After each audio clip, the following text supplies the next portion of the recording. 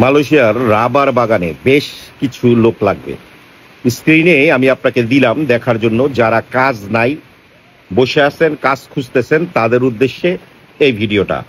যদি আপনি এই ছবি কিংবা কাজের জায়গা দেখার পরে আপনি মনে করেন যে রাবার বাগানের কাজ আপনি করতে পারবেন, তারাই পিডাব্লিউর নাম্বারে যোগাযোগ করবেন। শুধু ভয়েস দিবেন, কল দিবেন না। পিডাব্লিউর নাম্বারে আপনি ভয়েস দিবেন যদি আপনি কাজ করতে ইচ্ছুক থাকেন রাবার বাগানের।